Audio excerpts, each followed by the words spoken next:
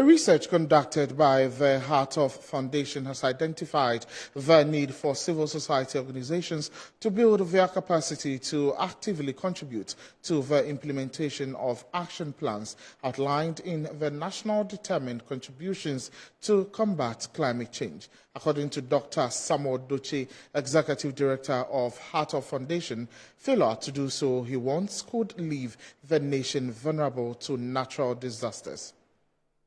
According to the research findings, CSOs in climate change require enhanced understanding of climate issues, as well as the ability to access funding to implement policies, strategies, and action plans to address global needs. Ghana, in particular, requires an estimated $15 billion to tackle climate-related challenges effectively in meeting the Sustainable Development Goals by 2030.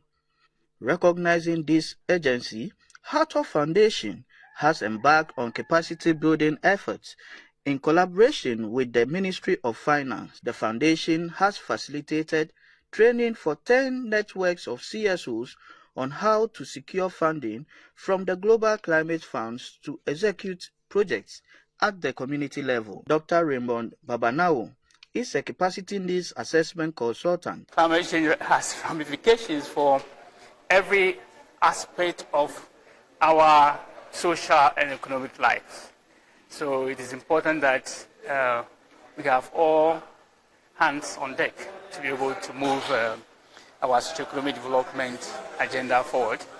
And here today we met to discuss the findings of what we call capacity building needs assessment to find out what the CSOs need to be able to play a more effective and efficient role in their efforts to solicit funding to help government to move the socio-economic development of this country forward with respect to addressing climate change challenges. Dr. Samuel Doche, Executive Director of HATOF Foundation, also spoke to Metro News. This project is here to build the capacity of the 10 selected CSO networks to learn how to develop project proposals, bankable ones, technically and financially viable ones, so that they can attract funding and support the government of Ghana in implementing the NDCs that was developed to support the global agenda of climate change as well as biodiversity conservation, or in other words, to address the triple planetary crisis, which is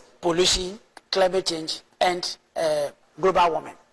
Participants of the capacity building program, speaking to Metro News, lauded the initiative, noting its significance in enhancing their understanding of climate issues and equipping them with the necessary skills to access funding for implementing crucial climate action projects. As a youth leader leading a network of youth organizations, I'm taking these learnings to share with the members of the network so that they can also benefit and so that we can also have a strengthened youth force that can be able to contribute meaningfully to climate action in Ghana. A lot on the strategic ways of communication, how well we can be able to address these issues, especially in writing proposals and receiving funds. And I'm glad that we have this capacity. I'm looking forward to more engagement to build more CSOs to be able to have the right resources and networking in achieving this. The training provided by HATOF Foundation serves as a pivotal step